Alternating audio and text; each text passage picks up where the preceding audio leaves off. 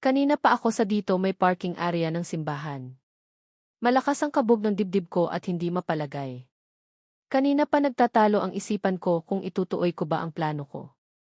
Yes, isang plano ang nabuo sa isipan ko. Alam ko na nagmumukha na akong selfish pero ano ang magagawa ko? Mahal ko si Harry at ayaw ko siyang magpakasal sa nobya niya. Tama.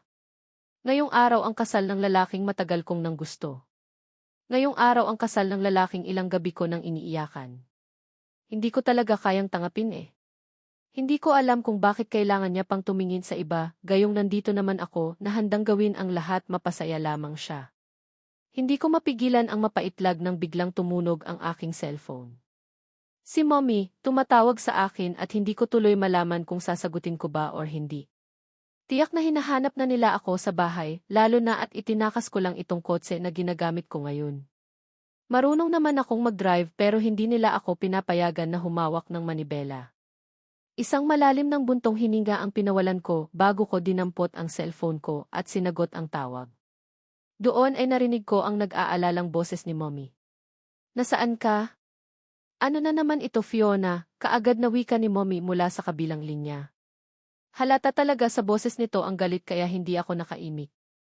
Tumakas ka na naman na dala ang kotse mo gayong alam mo na wala kang lisensya. Ano ba? Ano na lang ang gagawin ko sa iyong bata ka para magtino ka? Hindi pa nga tayo tapos sa problema sa ate Bella mo tapos heto ka. Nagiging pasaway na din galit nitong bigkas. Hindi ko naman mapigilan ang mapangiwi. Nabangit na naman niya si ate Bella gayong tahimik na liyod na kasama si Kuya Kenzo sa Mindanao. Heist, bakit ayaw pa nilang puntahan at iwi dito sa Manila kung hanggang ngayon hindi pa rin nila tanggap na umalis ito? Hindi iyong ako ngayon ang pinagdidiskitahan nila. Busy din ako no? Busy din ako sa pagtupad ng kaisa-isa kong pangarap noon pa man. Iyon ay ang maging akin si Harry. Saan ka ngayon? Sabihin mo kung nasaan ka ngayon at ipapasundo kita sa driver, seryosong tanong ni Mommy. Isang malalim na buntong hininga ang pinakawalan ko bago ako sumagot. Mom naman. Tama na po. Sandali lang ako. Promise po, uwi po kaagad ako once na matapos ko na po itong mission ko, nakangiti kong sagot. Wala sa sariling napatingin ako sa may simbahan at nang mapansin ko na dumating na ang bridal car, hindi ko mapigilan ang mapasimango. Talagang itutuloy nila ang kasal nila? Shit! Hindi pwede. Hindi maari. Siguraduhin mo lang Fiona ha. Umuwi ka dito ngayon din, galit na muling wika din Mommy. Okay Paul, uwi po kaagad ako pagkatapos nito. Bye na po, sagot ko din naman at kaagad na pinatay ang tawag. Gamit ang rearview mirror ng sasakyan pinakatitigan ko ang hitura ko sa lamin. Umakto ako na malungkot at naiiyak. Alam kong sa gagawin kong ito ay posibleng ikakahiya ako ng mga magulang ko. Maaring pagtatawanan ako ng mga tao pero bahala na. Walang makakapigil sa akin sa gagawin kong ito. Gagawin ko ang alam kong makakapagpaligaya sa akin. Ayaw kong magsisisi sa bandang huli dahil hindi ko pinaglaban ang lalaking mahal ko at lalong wala din akong plano na tumanggap ng kabiguan.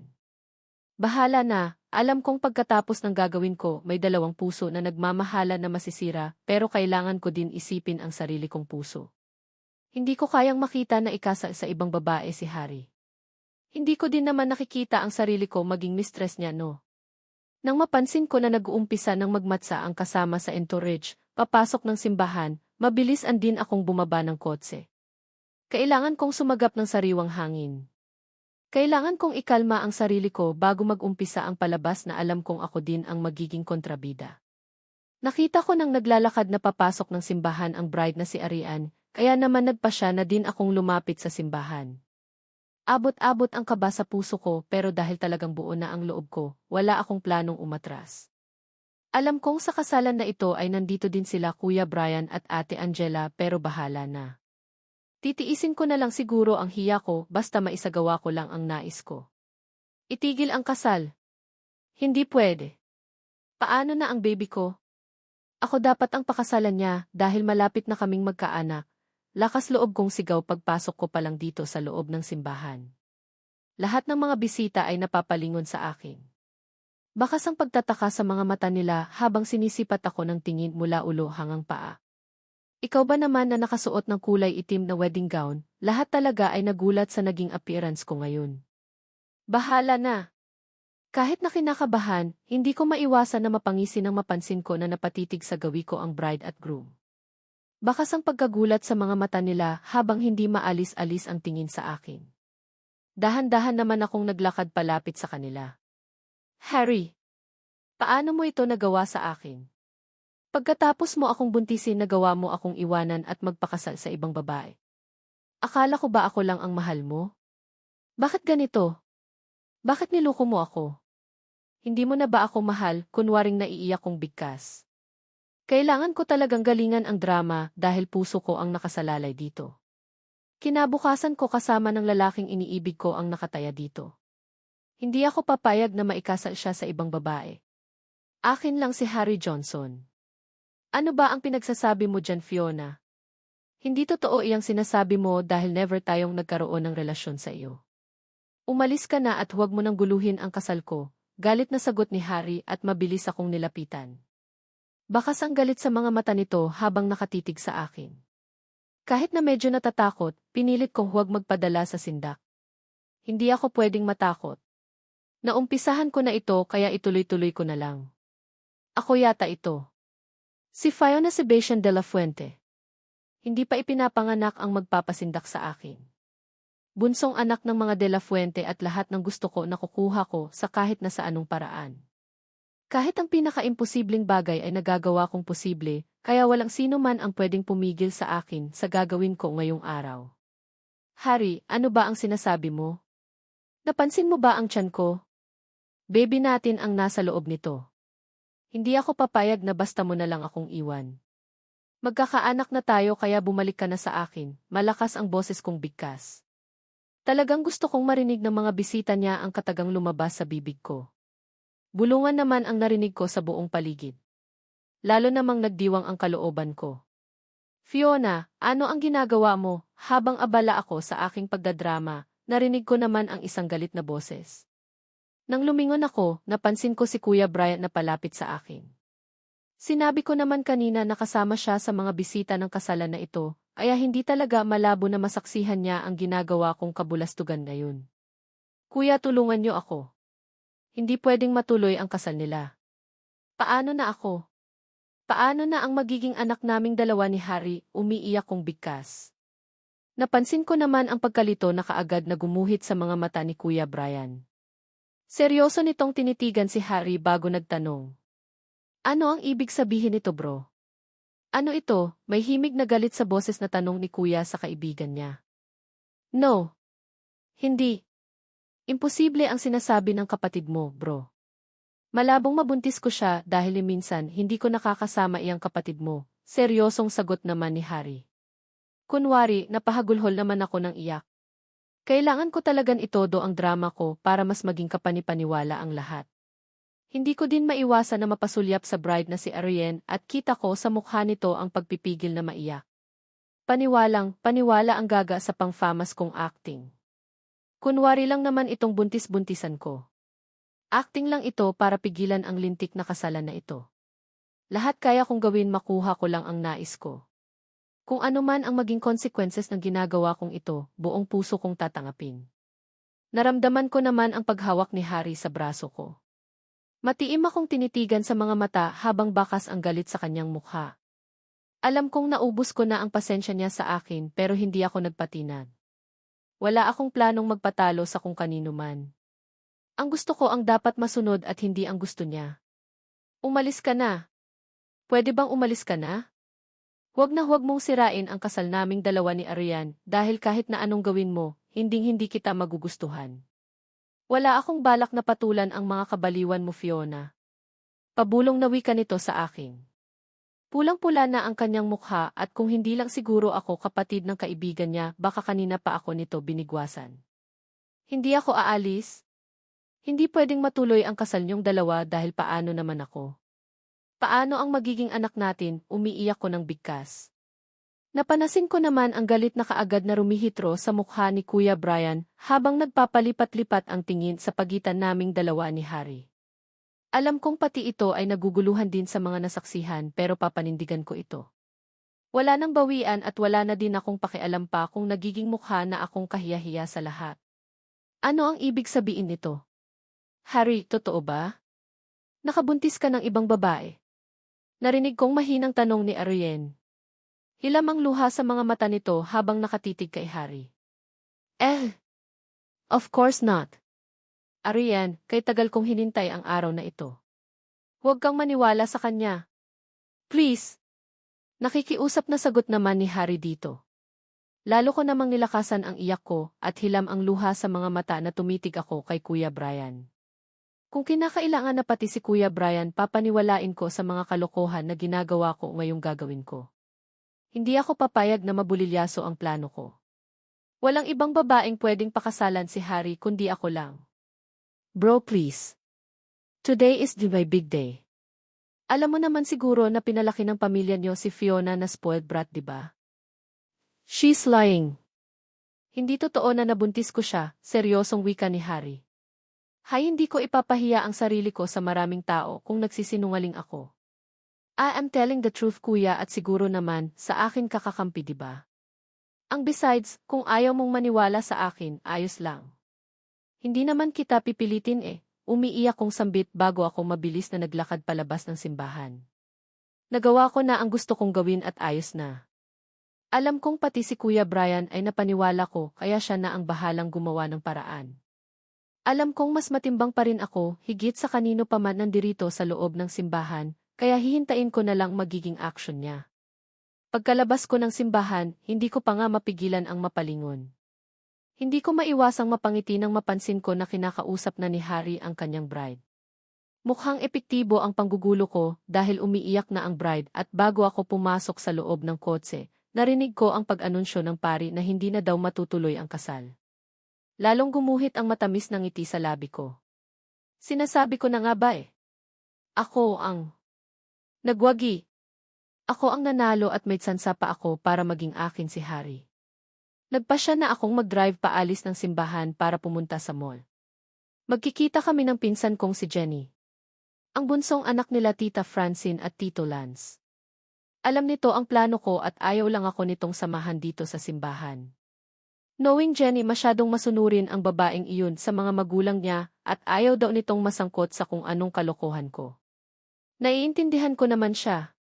Aware naman ako na hindi biro itong ginagawa ko at alam kong kahit na sino, magagalit talaga.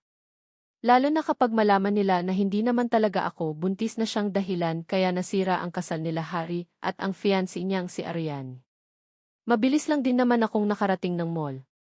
Nasa isang coffee shop daw sila Jenny kaya kaagad ko siyang pinuntahan at kaagad ko din naman siyang nakita. Mabilis akong naglakad palapit sa kanya at naupo. Kumusta? Ano na? Talaga bang itinuloy ang balak mo? Seryoso niyang tanong sa akin. Nakangiti naman akong tumango. Yes, and you know what? Hindi natuloy ang kasal nila. Naniwala silang lahat sa akin na buntis na ako, nakangisi kong sagot. Kaagad namang nanlaki ang mga mata nito sa gulat. What? Oh God, Fiona! Bakit mo iyon ginawa? Seryoso niyang tanong sa akin. Bakit ko ginawa? Simple, I really love Harry at dapat akin lang siya. Ako ang forever niya at ako lang dapat ang pakasalan niya, seryoso at walang paligoy-ligoy kong sagot. Napansin kong kaagad na pahilot sa sarili niyang sentido si Jenny. Sumakit yata na ulo niya dahil sa naging sagot ko. Paano na ngayon iyan? Paano kung malaman ito nila tita at tito? Tiyak na pagagalitan ka ng mga iyon, seryoso niyang wika. Hindi naman ako nakaimik. Paano nga ba? Ano ang susunod kong gagawin? Hindi ko din alam eh. Dinahilan ko kanina sa simbahan na buntis ako at tiyak akong malalaman yun nila mommy at daddy. Nasa ganoon akong pag-iisip nang marinig ko ang pagtunog ng aking cellphone. Dali-dali kong sinagot iyon nang mapansin ko na si mommy ang tumatawag. Mom T, kinakabahan kong sagot. Totoo ba? Ha Fiona? Totoo ba na nagdadalang tao ka? Seryoso at walang paligoy-ligoy nitong tanong. Kaagad namang nanlaki ang mga mata ko sa gulat. Kay bilis naman kumalat ng balita. Mom, ano po kasi? Umuwi ka ng bahay ngayon din, putol nito sa sasabihin ko. Kinakabahan naman akong napasulyap kay Jenny bago dahan-dahan na tumango. Okay po, uwi po ako. Magpapaliwanag po ako, mom, kinakabahan kong bigkas. Mabiilis akong tumayo at nagpaalam na sa pinsan kong si Jenny na uwi na ako. Tanging-tango lang naman ang naging tugon niya, kaya mabilis ko nang inihakbang ang aking mga paa palabas ng coffee shop. Diretso ako ng parking area. Pinaharurot ang sasakyan at diretso akong umuwi ng bahay. Pagdating ng bahay, hindi ko pa nga maiwasan ang malakas na tibok ng puso ko nang mapansin ko na may ibang mga sasakyan na nakaparada sa harap ng bahay namin. Dali-dali akong pumasok sa loob at ganoon na lang ang gulat ko nang bigla akong salubungin ng taong hindi ko inaakala na makikita ko dito sa bahay namin. Kuya Harry, kinakabahan kong sambit. Kitang-kita ko sa mga mata niya ang galit habang nakatitig sa akin. Masaya ka na ba? Masaya ka na ba ngayong sinira mo ang kasal naming dalawa ni Arian? Mahina ang boses pero ramdam ko ang galit niya. Hindi ko naman mapigilan ang mapalunok ng sarili kong laway dahil sa sinabi iyang iyon sa akin. Kuya Harry, pwede bang magpaliwanag ako? I know na mali ang ginawa ko kanina pero pwede bang makinig ka sa akin? Kinakabahan kong bigkas. Sa nakikita kong galit sa mga mata niya ngayon ko lang na-realized ang matinding pagkakamali na nagawa ko. Paliwanag? Para saan? Sinira mo na ang kasal naming dalawa ni Arian at hinding-hindi kita mapapatawad. Mahina pero puno ng galit na wika niya sa akin na siyang dahilan kaya sa isang iglap bigla akong nakaramdam ng takot. Kuya, please. Makinig ka naman sa akin, oh. Sana maintindihan mo. Kakaya ko lang naman ginawa iyon dahil alam mo naman na noon pa man, mahal na kita. Alam mo naman na bago ako tumuntong sa edad na daisiot, o minahal na kita ng sobra, naiiyak kong bigkas. Pero hindi kita mahal. Hindi kita gusto. May ibang babae na akong nagugustuhan at alam mo bang kay tagal kong hinintay ang kasal namin? Alam mo bang kay tagal kong pinangarap na tuluyan siyang maging akin pero sa isang iglap, sinira mo lang. Naging makasarili ka at sinira mo ang kasal namin, galit niyang wika. Naglakad pa siya palapit sa akin, kaya wala sa sariling napaatras ako. Ni sa hinagap, hindi ko akalain na magiging ganito kalaking impact ang ginawa ko sa kanila kanina. Sinira mo ang lahat sa amin. Hiniwalayan ako ni Ariane dahil sa iyo at kasalanan mo lahat iyon. Hinding-hindi kita mapapatawad, Fiona. Kahit kailan hinding-hindi kita mapapatawad, galit niyang wika at mabilis na siyang naglakad pabalik sa loob ng bahay. Naiwan naman akong naguguluhan. Pakiramdam ko pati mga tuhod ko ay biglang nawala ng lakas dahil sa sinabi niya. Tulala akong naglakad patungo sa garden at naupo. Wala pang 24 oras ang kagagahan na ginawa ko kanina pero parang gusto ko ng pagsisisihan ang lahat. Sa isang iglap, namalayan ko na lang ang paglandas ng luha mula sa aking mga mata. Pakiramdam ko bigla akong nagising sa isang masaklap na panaginip. Isang panaginip na ako ang kontrabida. Hey, Fiona! Bakit nandito ka? Pasimple kong pinunasan ang luha mula sa aking mga mata nang marinig ko ang boses na yun. Wala sa sariling napalingon ako at malungkot akong napangiti nang makita ko si Ate Angela. Hinihintay ka ng lahat sa living room, muli niyang bigkas. Kunot noo akong napatitig sa kanya. Ano ang ibig mong sabihin? Sino-sino ang naghihintay sa akin sa living room, nagtataka kong tanong. Mga magulang ni Harry at ang mommy at daddy mo. Gusto ka daw nilang makausap kaya pumasok ka na muna sa loob, nakangiti nitong sagot sa akin. Lalo namang dumagundong sa kaba ang puso ko. Ang tapang na nabaon ko kanina sa simbahan noong pinigilan ko ang kasal nila Harry at ang girlfriend nito ay para bang biglang naglaho. Napalitan iyon ng matinding takot at pasisisi. Ano daw ang kailangan nila? Fiona, bago ako naging asawa ng kuya mo, naging magkaibigan tayo. Naging mabait ka sa akin kaya lang sa nangyayari ngayon, hindi ko talaga maiwasan na magtaka. Talaga bang buntis ka? Seryoso niyang tanong sa akin. Kaagad naman akong nag-iwas ng tingin sa kanya. Alam mo bang iyon ang alam nila mommy at daddy? Nabuntis ka at may balak silang ipagkasal kayong dalawa ni Harry sa lalong madaling panahon, seryosong wika ni Angela, kaya wala sa sariling bigla akong napatayo. Pakiramdam ko bigla akong pinagpawisan ng malapot. Ni sa hinagap, hindi ito ang inaasahan ko na maging bunga sa ginawa ko kanina. Kakasal? Hindi pwede. Kaka-18 ko lang tapos magpapakasal na kaagad ako, mahinang tanong ko. Mahal ko si Harry pero wala pa akong balak na pumasok sa buhay mag-asawa ng ganito kaaga. Ang gusto ko lang naman sana ay maging boyfriend ko si Harry at wala nang iba. Ang alam nila mommy at daddy ay buntis ka na at gusto nilang panagutan ka ni Harry, kaya sila nandito ngayon, seryosong sagot ni Angela. Pero hindi. Hindi pa ako buntis at malabong mabuntis ako ni Harry, kinakabahan kong sagot. Kaagad namang nanlaki ang mga mata ni Angela dahil sa sinabi ko. Anong sabi mo? Hindi ka buntis? Come on Fiona, nandoon ako kanina sa simbahan noong sertabi mo na nagdadalang tao ka. Ano ka ba? Ano ang nagawa mo? Seryosong wika naman ito. Nahihiya naman akong napyuko. Ang mabuti pa pumasok ka na sa loob ng living room. Ikaw na lang ang hinihintay ng lahat at sa kanila mo sabihin ang kung ano ba talaga ang nais mo. Seryosong muling wika nito bago ako iniwanan dito sa garden. Lalo naman akong nakaramdam ng pagkalito. Ilang saglit lang, kahit na natatakot, no choice ako kundi ang pumasok ng bahay at diretso sa living area kung saan naabutan ko sila mommy at daddy na seryosong kausap ang mga magulang ni Harry. Present din si Harry, naramdam ko ang galit sa mga titig niya. Oh, nandito na pala siya eh, narinig kong wika ni mommy pagkapasok ko dito sa loob ng living room. Tama si Angela. May mga bisita nga kami. Mga magulang ni Harry na sila Tita Amalia at Tito Ismael. Kilala ko lang sa pangalan pero never ko pang nakadaupang palad. Good evening po, kimi kong bati sa kanila. Lumapit ako kina daddy at mommy at humalik sa kanilang pisngi bilang tanda ng paggalang. Pagkatapos kina Tito Ismael at Tita Amalia naman ako lumapit at nagmano sa kanila. Pagkatapos kong magbigay galang sa kanilang lahat, ukupahin ko sana ng isang bakanting sofa sa malapit kina mommy at daddy pero nagulat na lang ako nang bigla akong sinyasan ni mommy na sa tabi daw ako ni Harry maupo. Kahit na naiilang, wala na akong choice kundi ang maupo sa tabi nito. Isa the way. Ngayong nandito na si Fiona, gusto kong sa kanya mismo mangaling ang confirmation na nagdadalang tao siya, paunang wika ni daddy. Kaagad naman akong napayuko. Nagtatalo ang isipan ko kung papanindigan ko pa ang pagsisinungaling ko. May isang kasal na hindi natuloy kanina dahil sa akin at kapag malaman nila mommy at daddy na nagsisinungaling ako, baka itakwil nila ako. Lalo na at kaharap namin ngayon ang mga magulang ni Harry.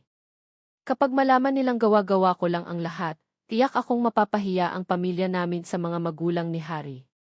Magmumukhang katawa-tawa ang mga magulang ko sa mga magulang ni Harry which is ayaw ko din namang mangyari iyon. Totoo ba, Fiona? Buntis ka? Seryosong tanong ni mommy.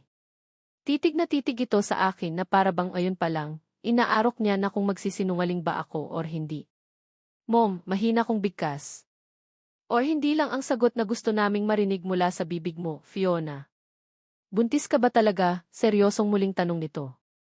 Hindi ko naman mapigilan ang mapalunok ng sarili kong laway. Isa-isa ko silang tiningnan at nang mapansin kong lahat ng atensyon nila ay nakatuon sa akin, dahan-dahan na akong tumango. Opo, mahina kong bigkas sa bayu ko. Narinig ko pa ang marahas na pagbuntong hininga ni Harry pero pilit kong binabaliwa iyon. I am sorry kung nangyari ito, Dimdik de la Fuente. Kung alam lang namin ng mas maaga na nabuntis pala ng anak namin ang anak mo, hindi na sana namin pinayagan pa na ma-schedule ang kasal nila ng dati niyang nobya, narinig ko namang kaagad na hinging paumanhin ni Tito Ismael. Hindi ko naman mapigilan ang makaramdam ng matinding konsensya. God, ano itong nagawa ko? Isang malaking pagkakamali. Hindi lang si Harry ang niluluko ko, kundi pati na din ang mga magulang niya at mga magulang ko. Wala na tayong magagawa pa. Nandito na ito at isa lang naman ang nais namin. Ayaw naming hindi pangutan ng anak mo ang anak ko kaya ang mas mabuti pa, itakda na natin ang kasal nila sa lalong madaling panahon, seryosong wika ni daddy. Kaagad naman akong nag-angat ng tingin at tumitig kay daddy. Kasal? Agad-agad? No. Hindi pwede. I am sorry sa nangyari, tito, tita. Alam ko pong isang pagkakamali ang lahat at hayaan niyo po, papakasalan ko si Fiona. Lalo na at dinadala niya na ang anak namin ngayon, sabat naman kaagad ni Harry habang titig na titig sa akin. Hindi ko naman mapigilan ang mapalunok ng sarili kong laway. Hindi pa ako ready sa mga ganitong usapin at hindi ko din alam kung paano sila pigilan na huwag na munang pag-usapan ang tungkol sa kasal. Mom, Dad, pwede bang huwag na muna? Mahinang sagot ko. Lahat sila ay nagtatakang napatingin sa akin. I mean, ang kasal ay masyadong mahabang proseso at I understand, iha. Siguro ayaw mong magmartsa sa gitna ng isla na malaki na ang tiyan. I think may punto ka doon. How about pagkapanganak mo na lang gaganapin ang kasal? Seryosong sabat naman ni Tita Amalia. Hindi pwede. Gusto kong maging legal ang lahat lalo na at buntis na ang anak ko. Ayaw ko naman na maging agrabyado ang anak dito. Gusto ko pa ring maging legal ang pagsasama nilang dalawa ni Harry, at kung gusto nila pwede namang sa huwes na lang muna magpakasal. Seryosong sabat naman ni Daddy. Hindi ko naman mapigilan ang maipikit ang aking mga mata. Wala na. Mukhang wala na talaga akong maging takas nito. Kanina pa ako hindi mapalagay. Ngayong araw ang kasal naming dalawa ni Harry at sa huwes mismo gaganapin. Pupunta dito sa bahay ang magkakasal sa aming dalawa. Sa huwes na muna dahil paniwalang-paniwala sila na ayaw kong magmartsa sa gitna ng isla na malaki na ang tiyan ko. Gusto ko sanang bawiin lahat ng mga kasinungalingan ko pero hindi ko naman alam kung paano. Natatakot ako sa posibleng maging reaksyon nila Mommy at Daddy. Kagabi lang napag-usap ng magkabila ang panig ang pagpapakasal naming dalawa ni Harry tapos ngayong umaga na kaagad nakatakdang ang kasal namin. Alam kong hindi ito tama pero ano nga ba ang pwede kong gawin para malusutan ko ito? Nakikita ko din sa mga mata ni Harry ang galit niya sa tuwing nakatitig siya sa akin. Ramdam ko din ang matabang na pakikitungo niya which is lalong nagbigay sa akin ng matinding pag-aalinlangan. Suot ang white dress, no choice na ako kundi ang lumabas ng silid. Mabigat ang pakiramdam ko dahil sa kakulangan ng tulog kagabi, dahil sa matinding pag-iisip pero no choice ako kundi ang magtiis. Ginusto ko ito kaya bahala na. Fiona, sigurado ka na ba dyan? May oras pa para umatras kaya pag-isipan mo ng maigi ang gagawin mo. Sa paglabas ko ng silid sakto naman na palabas din ng kwarto nila si Ate Angela. Mabilis itong naglakad palapit sa akin at hinawakan ako sa aking kamay. Sa lahat ng tao na nadito sa loob ng bahay, si Angela lang ang nakaalam sa katotohanan na hindi ako buntis. Siya din ang kaisa-isang saksi kung gaano ako kabaliw kay Harry. Hindi ko alam. Naguguluhan ako. Alam mo naman siguro na noon pa man, pangarap ko na si Harry, diba? Seryoso kong sagot sa kanya. So, papanindigan mo talaga ang lahat? Paano kung malaman nilang lahat na hindi ka naman talaga nabuntis ni Harry? Ano ang gagawin mo? Seryoso niyang tanong. Hindi mo naman siguro ako isusumbong, diba? Mahinang tanong ko sa kanya. Napansin kong natigilan siya habang titig na titig sa akin. Hayaan mo na muna ako, Ate Angela. Magiging maayos din ang lahat. Siguro kapag kasal na kami ni Harry, matutunan niya din akong mahalin, muli kong bigkas at muli kong inihakbang ang aking mga paa-paalis. Tiyak ako na hinihintay na ako ng lahat para masilyuhan na ang civil wedding naming dalawa ni Harry. Pagdating ko nga ng living area, naghihintay na ang lahat sa akin. Kaagad na idinaos ang seremonya ng kasal. Formality lang naman itong kasal namin kaya ilang saglit lang na malayan ko na lang pareho na kaming pumipirma ni Harry sa aming marriage certificate. Ganoon lang kadali ang lahat at idiniklara na ng judge na nagkasal sa amin na legal na kaming mag-asawa. Sa buong proseso ng seremonyas ng kasal, hindi mawala-wala ang malakas na kabog ng dibdib ko. Alam kong mali pero heto na. Tuluyan na akong diniklara bilang magbahay din sa Harry. Pagkatapos ng seremony ng kasal, kaunting salo-salo na ginanap lang din dito mismo sa bahay namin. Pagkatapos ming kumain, isang nakakagulat na deklarasyon mula kina Mommy at Daddy ang narinig ko. Since, legal na mag-asawa na kayong dalawa ni Harry, kailangan mo nang sumama sa kanya, seryosong bigkas ni Mommy na labis kong ikinagulat. Ni sa hinagap, hindi ko ito inaasahan. Wala sa sariling napantingin ako kay Harry na simula kagabi, ni hindi ko na nakita pa nang umiti. Ewan ko kung ako lang ba ang nakakahalata, pero kitang-kita talaga sa hitsura nito na napipilitan lang ito. Sa bagay, sino ba namang tanga na lalaki ang matutuwa sa ginawa ko? Wala at alam kong mula umpisa, aware ito na nagsisinungaling ako. Paano nga naman niya ako mabubuntis kung wala namang nangyari sa amin? Mom, bakit ang bilis naman yata? Pinapalayas niyo na po ba ako? Naluluha kong tanong kay Mommy. Kagaya kay Harry, ramdam ko din ang matabang na pakikitungo nila sa akin. Silang dalawa ni Daddy at alam kong disappointed talaga sila sa akin. Nakiusap kanina ang asawa mo na kung pwede ka nang sumama sa kanya sa sarili niyang bahay, at sino ba naman kami para tumanggi, di ba? Ngayong legal na kayong mag-asawa, kailangan mo nang sumama sa kanya, seryosong sagot ni Mommy. Pakiramdam ko, biglang nanlaki ang ulo ko sa narinig. Wala sa sariling napatingin ako kay Harry at huling-huli ko siya kung gaano siya katalim kung makatitig sa akin. Kung sasama ako kay Harry, paano na ang pag-aaral ko? Hindi ko pwedeng tumigil lalo na at malapit na ang sem break. Kanina pa ako hindi mapalagay dito sa loob ng kwarto. Para akong pusa na hindi mapanganak habang kanina pa ako pasulyap-sulyap sa mga kasambahay na abala sa pag-aayos sa iba kong mga gamit.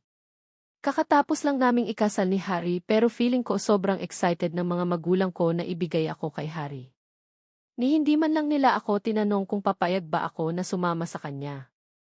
Ni hindi man lang inalam ang magiging opinyon ko. Ma'am, naayos na po namin ang mga gamit na dadalhin nyo.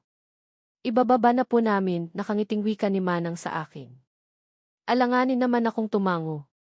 Wala na akong magagawa pa. Ginusto ko ito kaya no choice kundi ang paninindigan ko. Galit si Harry sa akin pero hindi niya naman siguro ako gagawa ng masama. Best friend siya ni Kuya Brian kaya naman alam kong magiging maayos din ang lahat. Saka, ngayong magsasama na kami sa iisang bubong, ito na din siguro ang chance para matutunan niya akong mahalin. Tama, clearly not. Pwede kong ipakita kay Harry na ako ang babaeng karapat-dapat niyang mahalin. Na nag-iisa lang ako at walang katulad. Sa naiisip kong iyon, bigla akong nakaramdam ng confidence sa aking sarili. Bitbit ang aking handbag, mabilis na din akong lumabas ng kwarto. Diretso na ako ng labas ng bahay kung saan naabutan ko sila Mommy at Daddy na seryosong kausap ang asawa kong si Harry. Nang mapansin nila ang preses niya ko, sabay pa silang napalingon sa akin. Naikarga na ang lahat ng mga gamit mo sa kotse. Maging mabait ka sa asawa mo, Fiona, seryosong wika ni Mommy. Alanganin naman akong tumango. Kagabi ko paramdam ang matabang na pakikitungo ni Mommy sa akin. Siguro, frustrated talaga siya sa ginawa ko. Sa bagay, ang alam kasi nila ay nagdadalang tao ako at siguro, hindi talaga sila masaya sa isiping ang aga kong lumadi. Pero wala eh. Nandito na ito at bahala na. Wala din aman akong plano na aminin sa kanila na hindi naman talaga ako buntis. Mom, Dad, sorry po, mahina kong sambit. Isang tipid na pagtango ang naging sagot ni Mommy at mabilis na itong naglakad papasok ng bahay. Nasundan ko na lang ng tingin hanggang sa maramdaman ko ang pagtapik sa baliak ko ni Daddy. Mag-ingat ka palagi, anak.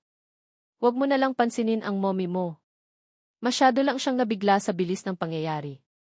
Parang kailan lang na si Bella ang nagpapasakit sa ulo niya, tapos dumagdag pa ang nangyari sa iyo, seryosong wika ni Daddy. Hindi naman ako nakaimik. Sobrang nagigilty ako. Kung alam lang nila na gawa-gawa ko lang ang lahat, baka lalo nila akong kamuhian at itakwil or worst baka ikahiya pa nila ako. Heist, bakit ba kasi nangyayari ito?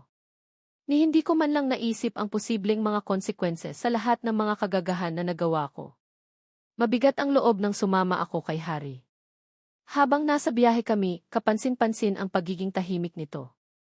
Na para bang hindi ako nag-exist sa mundo. Kuya Harry. Stop calling me kuya. Hindi mo na ako kuya lalo na at kasal na tayo, paangil niyang sagot sa akin. Sorry. Hay hindi ko alam na ganito ang mangyayari sa ginawa ko kahapon. Hindi ko alam na. Hindi mo alam? Sinira mo ang kasal naming dalawa ni Ariane tapos sasabihin mo sa akin na hindi mo alam? Nagpapatawa ka ba? Ramdam ko ang galit sa boses niya habang sinasabi niya ang katagang iyon kaya muli na naman akong nakaramdam ng takot. Tandaan mo ito, Fiona. Hindi kita mapapatawad sa ginawa mong ito sa amin ni Ariane. Pagbabayaran mo ang lahat ng ginawa mo at hindi ako papayag na maging masaya ka habang buhay, muli niyang bigkas. Wala sa sariling napasalikop ko ang aking mga kamay dahil sa sinabi niya. Hindi ko alam pero sa nakikita kong galit kay Harry ngayon, alam kong hindi siya nagbibiro. Alam kong sagadhang langit ang galit niya at hindi ko siya masisisi. Kasalanan ko. Malaki ang kasalanan ko sa kanya. Masasabi kong isang successful na tao si Harry dahil pagdating namin sa sarili nitong bahay, kaagad na bumungad sa mga mata ko ang malaki nitong bahay. Mula sa labas napaka-eleganting ng tingnan. Ng bahay niya. Masasabi ko na maswerte nga pala talaga sa kanya si Ariane kung natuloy ang kanilang kasal. Kaya lang wala na dahil alam kong simula ngayong araw, ako na ang magiging reyna ng bahay na ito. Simula ngayong araw, dito ka titira. Kung ano man ang nakikita mo sa buong paligid ay pag-aari ko at wala kang karapatan na pakialaman iyon. Hindi din tayo magsasama sa iisang silid kaya malaya kang maghanap ng mga kwarto na gusto mong gamitin. Walang pakialam na wika nito ng pareho na kaming makababa ng kotse. Naglakad siya papasok ng loob ng bahay samantalang naiwan naman kong naguguluhan. Unang pag-apak ko sa bahay niya, ganito na kaagad kalamig ng pakikitungo niya sa akin. Sa bagay, kailangan ko na lang siguro siyang intindihin dahil galit nga pala siya sa akin. Pasasaan ba at mawawala din ang galit niya kapag matutunan niya na akong mahalin? Ma'am, kami na po ang bahalang mag-akyat ng mga gamit niyo. Sumama po muna kayo sa akin. Pumili daw po muna kayo ng room niyo, nakangiting wika sa akin na kung hindi ako maaring magkamali ay isa sa mga kasambahay ni Harry. Tanging tipid ng pagtango ang naging sagot ko at sumama na lang sa kanya. Pagdating ng second floor ng bahay nakangiti kong hinarap si Manang para magtanong. Ano nga po pala ang pangalan mo, Manang? Naku, nga pala. Nakalimutan kong magpakilala sa iyo. Tawagin mo na lang akong Manang Lenita, nakangiti nitong sagot sa akin.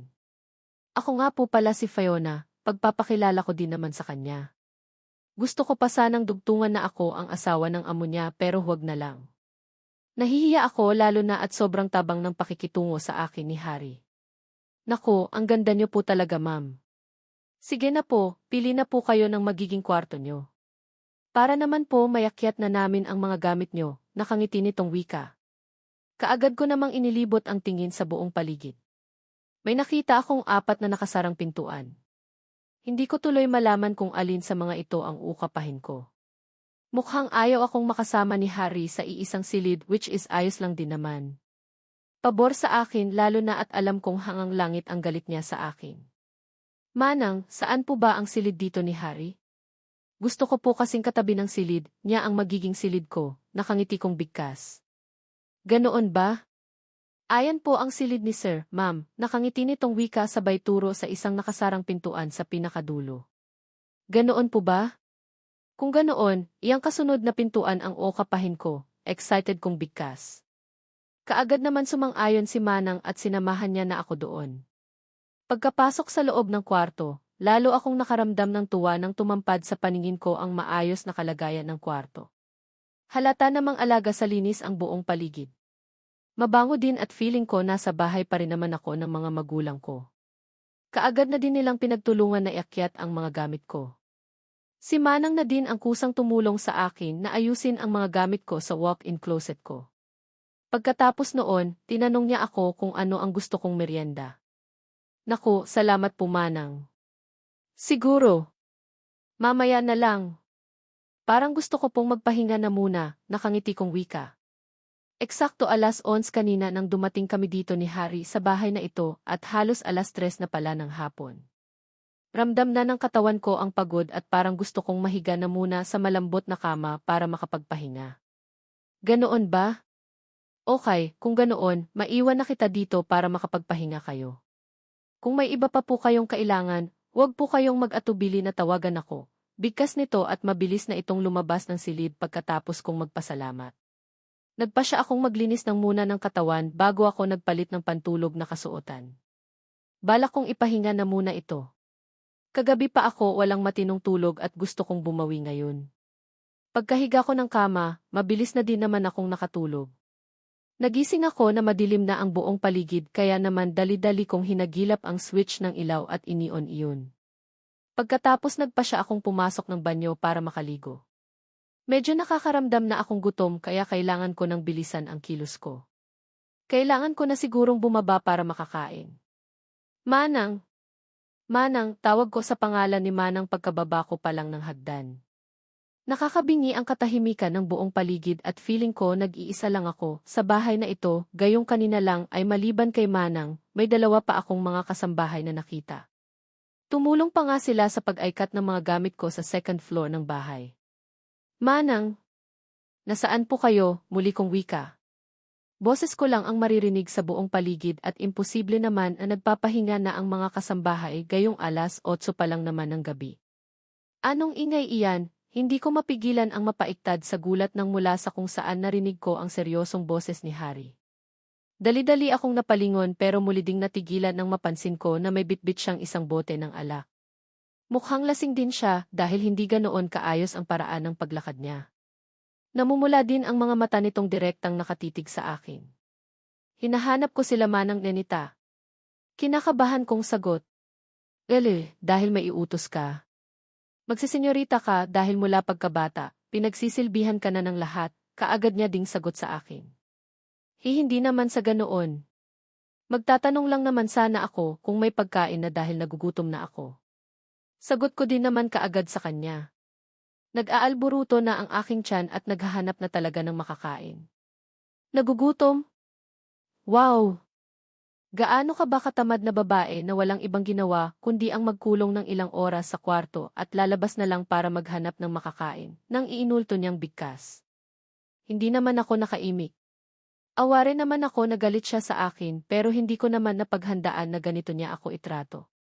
Sinabi ng ang gutom na ako at imbes na tulungan niya akong hanapin ang mga siniswelduhan niyang mga kasambahay, kung ano-ano pa yata ang maririnig kong masasakit na salita mula sa kanya ngayong gabi. Wala na sila. Pinalayas ko na silang lahat at kung gusto mong makakain, kumilos ka. Ngayong nandito ka na sa poder ko, hindi ka na mabubuhay na kagaya ng dati na para bang isang prinsesa.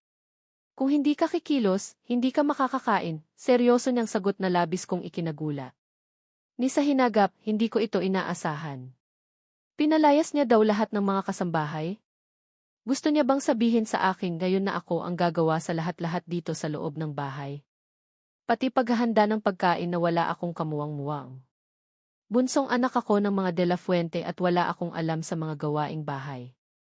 Ang paglabangan ng sarili kong panty ay hindi ko nagawa.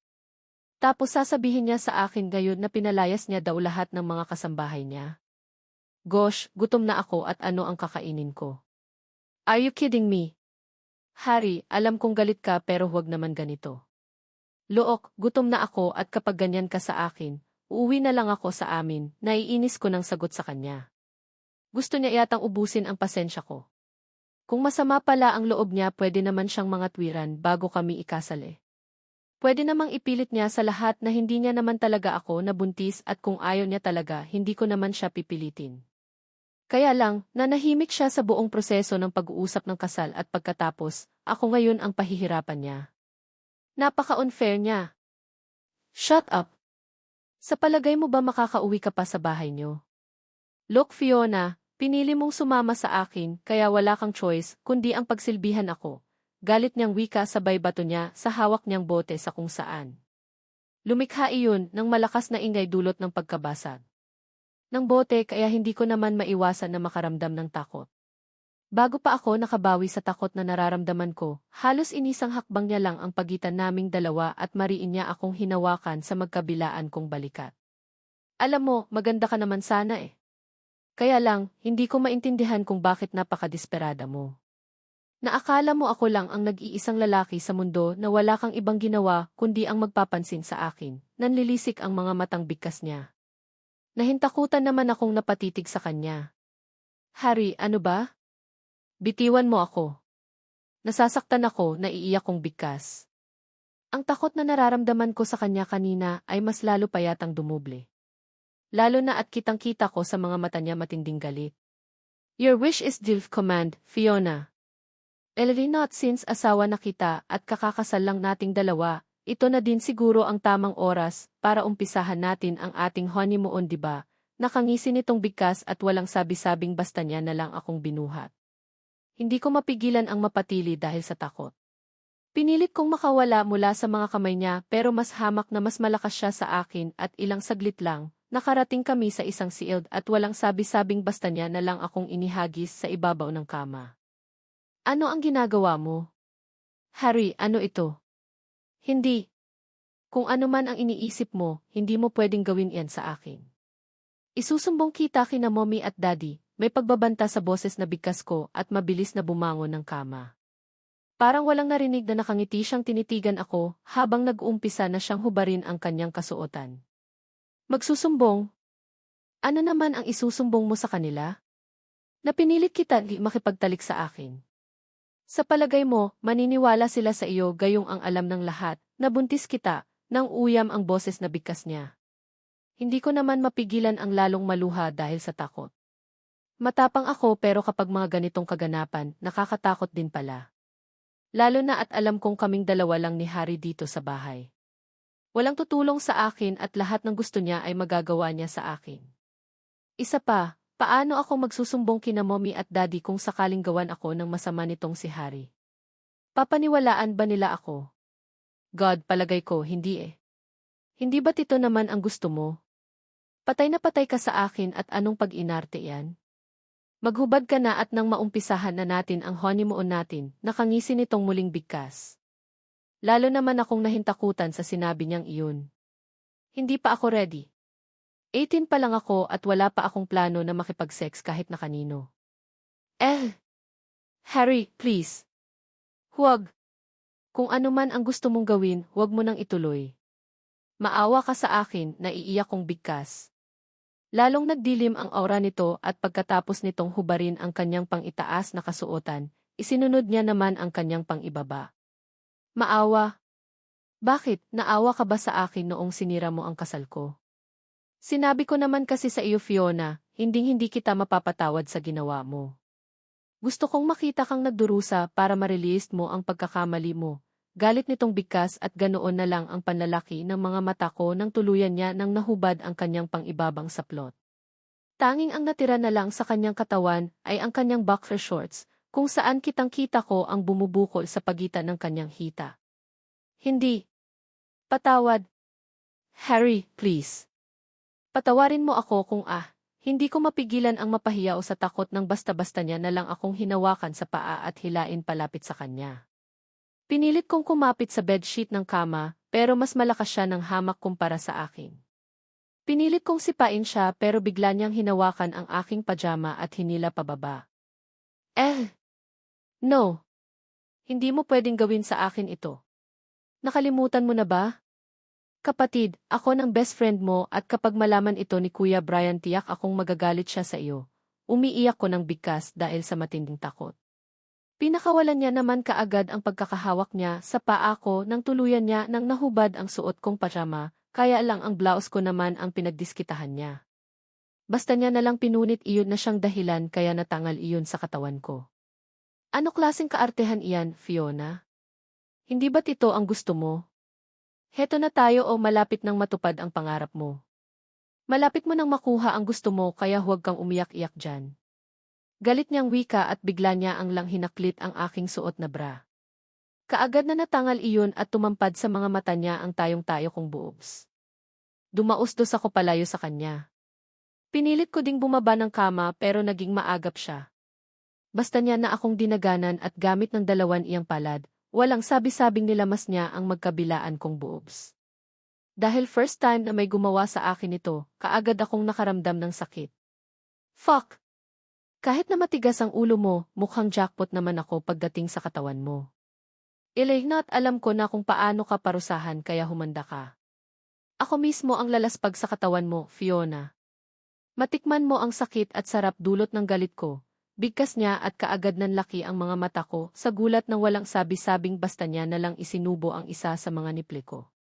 Naramdaman ko pa nga ang bahagyan niyang pagkagat at pagsipsip sa bahaging iyon, kaya naman hindi ko mapigilan ang sunod-sunod na pagpatak ng luha mula sa aking mga mata. Alam kong matindi ang galit nitong si Harry sa akin, at hindi ito ang inaasahan kong first time na mararanasan sa mga kamay niya. Feeling ko binabastos niya ako ngayon. Feeling ko napakababang uri ko na babae. Shut easy. Fuck you. Hindi ba't ito naman ang gusto mo? Hindi ba, galit na sigaw ni Harry sa akin. Mariin kong naipikit ang aking mga mata dahil sa sinabi niya. Siguro kahit na anong pagmamakaawa ang gagawin ko sa kanya, hindi siya makikinig sa akin. Hanggang sa maramdaman ko na lang na pati siya ay hubot-hubad na din. Patuloy siya sa paghaplos sa buo kong katawan habang wala din patid sa pagpatak ang luha sa aking mga mata. Kung alam ko lang na mangyayari ito sa akin, hindi na sana ako gumawa ng mga bagay-bagay ng kagaya kahapon. Hindi ko na sana ito mararanasan ngayon. Lalong dumuble ang kabog ng dibdib ko nang maramdaman ko na basta niya na lang ibinuka ang hita ko. Naramdaman ko ang mainit na bagay na bigla na lang niyang ipinatong doon. Ikiniskis niya sa hiwa ko at ilang saglit lang, dahan-dahan niya nang ibinaon kaya naman hindi ko mapigilan ang mapasigaw sa sakit. Ouch! Ah, tama na. Ang sakit, hiyaw ko habang mariin na nakapikit ang aking mga mata.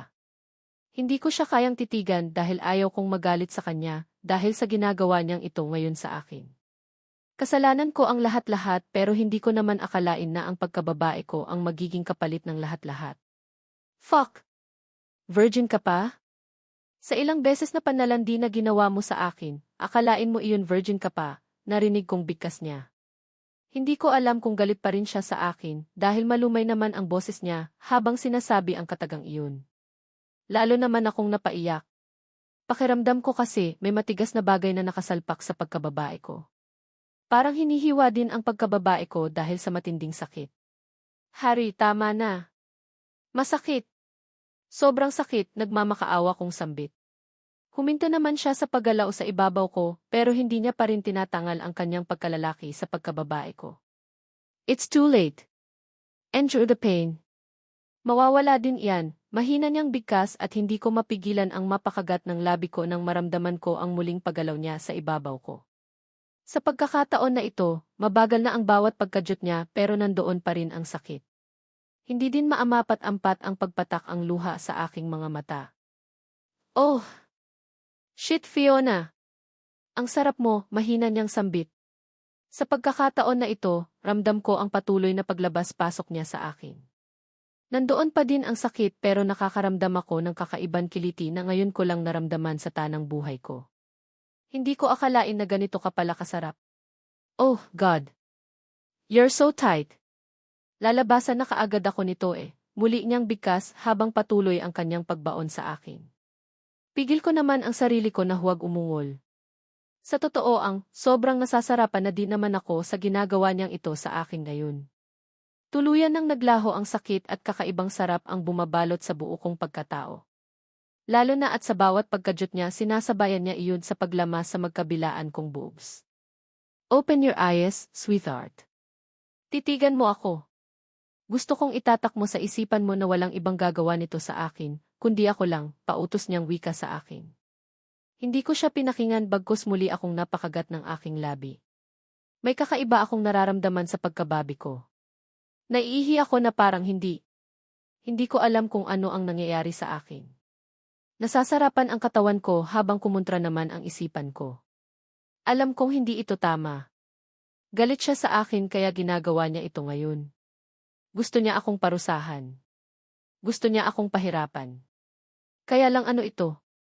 Nakakahiya mang aminin pero nagugustuhan ko din naman ang kalapastanganan na ginagawa niya sa katawan ko. Malapit na ako.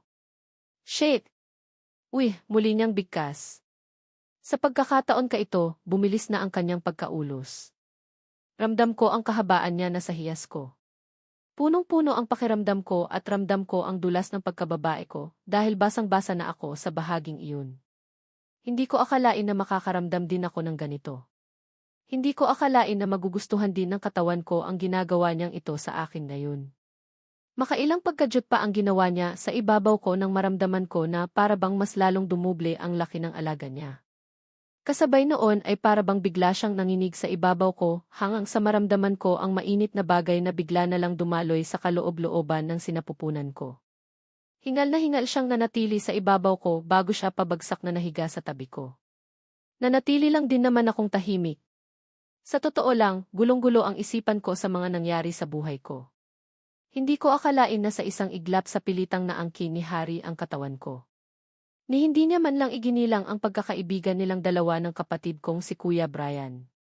Ni hindi niya man lang naisip kung ano ang magiging epekto sa akin ang ginawa niyang ito ngayon. Kung ano ang posisyon ko pagkatapos akong angkinin ni Harry, ganoon pa rin hanggang ngayon. Nakabuyang-yang ang hubad kong katawan sa kama habang mariin akong nakapikit at patuloy sa pagpatak ang luha mula sa aking mga mata. Naramdaman ko pa nga ang pagbangon niya sa tabi ko at ang pagtakip ng makapal na kumot sa aking katawan. Ilang saglit lang, narinig ko na lang ang pagbukas-sara ng pintuan ng kwarto. Nang tuluyan na akong mapag-isa, doon ko na pinakawaan ang mahina kong pag-iyak. Hindi ko alam kung ilang oras akong nakatulog pero nagising na lang ako na masakit na ang ulo ko. Dahan-dahan kong iminulat ang aking mga mata at muli ding napapikit ng sumalubong sa paningin ko ang maliwanag na ilaw sa buong paligid. Sir, gising na po si Ma'am Fiona, narinig ko pang wika ng isang masayang boses kaya naman muli akong nagmulat ng aking mga mata. Kaagad na tumampad sa paningin ko ang nakangiting mukha ng kasambahay na si Manang Nenita at sa may sofa naman napansin ko ang nakaupong si Harry. Blanko ang ekspresyon ng mukha na nakatitig ito sa akin. Biglang dagsa ng realisasyon sa mga nangyari sa amin kagabi. Kaagad akong nag-iwas ng tingin sa kanya dahil naramdaman ko na naman na parabang gusto ko na namang maiyak. Nakatulog ako kagabi na puno ng luha ang aking mga mata at alam kong para ng Bruhilda ang hitsura ko ngayon. Pinakiramdaman ko ang aking sarili at feeling ko mas lalong dumoble ang sakit ng aking katawan. Napansin kong may damit na din ako. Akmang babangon na sana ako ng kama nang maramdaman ko na parabang hinang-hina ako. Naramdaman ko din na may karayom na nakakabit sa kamay na nakakapagtataka. Nakadextrose ako. Ano ang nangyari sa akin pagkatapos kong makatulog kagabi? Nako, mabuti naman at gising na kayo ma'am. Ang taas ng lagnat niyo kaninang umaga, muling wika ni Manang Nenita. Muli akong napatingin kay Harry nang mapansin ko na bigla na lang siyang tumayo mula sa pagkakaupo sa sofa. Naglakad ito patungo sa pintuan ng kwarto bago muling nagsalita. Manang, pakainin mo siya at painumin ng gamot. Aalis na muna ako, bigkas nito gamit ang malamig na boses at dali-dali na itong naglakad palabas ng silid. Ilang minuto din nakatahimikan ang namayani sa buong paligid sa paglabas na iyon ni Harry. Wala sa sariling napabaling ang tingin ko sa orasan na nasa bedside table at hindi ko pa nga maiwasan na magulat nang mapansin ko na halos alas 4 na ng hapon. Ganoon kahaba ang naitulog ko at hindi ko man lang namalaya na kinabitan na pala ako ng dextrose. Ma'am, ihahanda ko lang ang pagkain mo. Magahinga na po muna kayo dito, nakangiting muling wika ni Manang Nenita sa akin.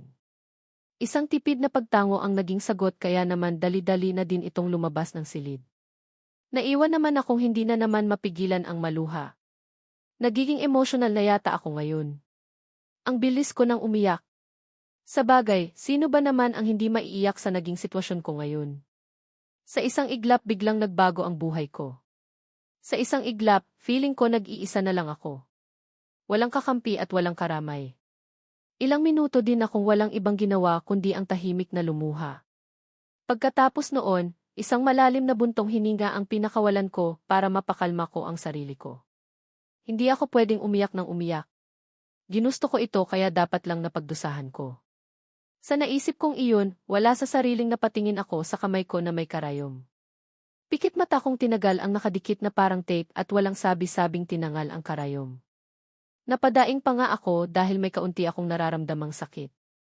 Iyon nga lang, mild lang naman na sakit kumpara sa sakit na naranasan ko mula sa mga kamay ni Harry kagabi. Dahan-dahan na akong bumangon ng kama at hindi ko mapigilan ang mapangiwi nang maramdaman ko ang sakit ng buo kong katawan. Partikular na sa aking pagkababae kaya lang kailangan ko na din talagang gumamit ng banyo. Naiihi ako kaya kahit na nanghihina pa, pinilit kong maglakad patungo ng banyo. Success naman dahil nagawa ko. Iyon nga lang, habang umiihi ako, ilang beses akong napadaing dahil sa matinding hapdi. Feeling ko, wasak talaga ang perlas ko dahil sa ginawa ni Harry sa akin. Ganoon pa man, kailangan kong tatagan ang sarili ko. Nangyari na ang lahat at kailangan kong tangapin iyon. Pagkatapos kong umihi at magbawas, muli akong naglakad patungo sa showroom. Gusto kong maligo. Gusto kong mabura ang kalaspatanganan na ginawa ni Harry sa katawan ko kagabi. Dali-dali kong binuksan ang tubig sa shower area. Ang pinakamalamig na temperatura ng tubig ang ginamit ko. Umaasa ako na baka matangal ang pananakit ng katawan ko sa gagawin kong ito. Ilang minuto din akong nanatili sa ilalim ng shower habang tahimik na lumuluha. Actually, kahit na gaano pa kalamig ang tubig na nagmumula sa shower, hindi ko pa rin masayadong ramdam iyon. Mas nanaig kasi talaga ang sakit ng kalooban na nararamdaman ko ngayon. Diyos ko! Bakit ka bumangon, ma'am? Bakit basa po ang buhok nyo? unang katagang narinig ko habang palabas ako ng banyo. Tanging katawan ko lang ang tuyo na nakasuot ng bathrobe, pero tumutulo pa din ang basa kong buhok. Wala na kasi akong lakas para patuyuin iyon gamit ang hairdryer. Nakakaramdam kasi tala ako ng sobrang sakit ng ulo na feeling ko na pasama pa yata ang paliligo ko gamit ang malamig na tubig. Sobrang nakakaramdam din ako ng lamig. Lamig na akala mo sumisigid hangang buto. Manang. Mahina kong bigkas at parang lasing na naglakad patungo sa kama. Kaagad naman akong inalalayan ni Manang. Ma'am Fiona, ang init niyo po. Kung gaano po kayo kainit kaninang umaga, ganoon na naman ngayon. Bakit po ba kayo naligo? Narinig kong sambit ni Manang. Hindi ko na sinagot pa iyon bagkos nagpasyanod na lang ako nang igiyan niya ako patungo sa kama. Inalalayan niya akong mahiga at kaag na tinakpan ng makapal na kumot ang katawan. Napanasin niya marahil ang panginginig ko. Ma'am, teka saglit lang. Tatawagin ko si Sir, narinig kong bigkas ni Manang at gustuhin ko man sanang pigilan ito pero mabilis na itong nakalabas ng silid. Naiwan naman akong maluha-luha. Ramdam ko ang init ang aking paghinga pero nilalamig pa rin ako. Gusto kong kunin ang remote ng aircon para i-off muna sana. Bakit ba napakalamig ng buong paligid? Pabaluktot akong tumagilid ng higa. Umaasa ako na sa pamamitan nito, maibsan man lang kahit nakaunti ang lamig na nararamdaman ko. Kaya lang wala pa rin yatang epekto. Siguro, tinamaan talaga ako ng matinding sakit. Narinig ko ang pagbukas at sara ng pintuan pero hindi ko iyon pinansin. Nakatalikod kasi ako sa may pintuan at wala na akong lakas para pumihit paharap. Basta ko na lang naramdaman na may kung sino ang humipo sa may noo ko at kasabay noon ay ang malutong na mura. Fuck! Ano ang ginawa mo? Bakit ka naligo? Boses iyon ni Harry na hindi ko alam kung nag-aalala ba siya sa kalagayan ko or galit ba siya. Hindi ko na din siya sinagot pa. Mariin kong ipinikit ang aking mga mata at muli kong naramdaman ang paglandas ng luha patungo sa aking pisngi. Mainit iyon sa pakiramdam. Tawagan mo si Dr. Zapanta, pautos na wika ni Harry kasabay ang pagkabig niya sa akin para patihayain ako. Muli kong idinilat ang aking mga mata at kaagad na sumalubong sa paningin ko ang nag-aalala nitong mukha. Nag-aalala nga ba siya? Baka nag-aalala siya dahil kapag mamatay ako lagot talaga siya sa pamilya ko. Kahit naman siguro frustrated sa akin ang mga magulang ko, ayaw pa naman siguro nilang mamatayan ng anak, diba? Ano ba Fiona? Ganyan na ba talaga katigas ang ulo mo? Bakit ka naligo? Bakit mo tinangal ang dextrose na nakakabit sa iyo kanina? Seryoso niyang tanong sa akin. Hindi ko siya pinansin bagkus muli kong ipiniit ang aking mga mata. Fuck! Fuck! Narinig kong bigkas niya at mabilis siyang umalis sa tabi ko. Saglit lang naman iyon dahil lang bumalik siya may bitbit na siyang isang malinis na towel. Idinampi-dampi niya iyon buhok ko as if naman matutuyo kaagad ng towel na iyan ang basa kong buhok. Stop crying.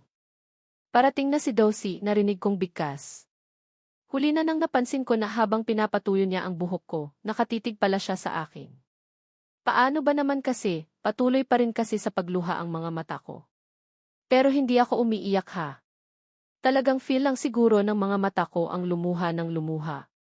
Gusto kong mapag-isa. Pwede bang iwan mo muna ako, mahina kong bigkas. Talaga naman eh. Magpahinga. Sa palagay mo makakapagpahinga ka sa sitwasyon mo ngayon? Kung bakit ba kasi pinairal mo na naman ang katigasan ng ulo mo, seryoso niyang sagot sa akin. Hindi ko na siya sinagot pa. Hindi ko dapat kalimutan na galit siya sa akin. Baka kasi mas lalo siyang maasar sa akin at basta niya nalang pilipitin ang leg ko. Ayaw ko pang mamatay no. Kahit naman miserable ang buhay kong yaon, wala naman din akong planong magpaalam ng maaga dito sa mundo. Nagsawa na yata siya sa kakapunas sa buhok ko, gamit ang towel, kaya kinuha niya na ang hairdryer, at iyon na ang ginamit niya para matuyo niya ang buhok ko. Pinakamahinang temperatura ang ginamit niya sa pagpapatuyo ng buhok ko. Alam niya siguro na masama talaga ang pakiramdam ko. Kahit naman papapaano nakakaramdam ako ng kaginhawaan sa ginawa niyang iyon. Masarap sa pakiramdam ang minsang paghagod ng kamay niya sa may scalp ko. Pinili ko na lang manahimik hanggang sa namalayan ko na unti-unti na pala akong nakatulog.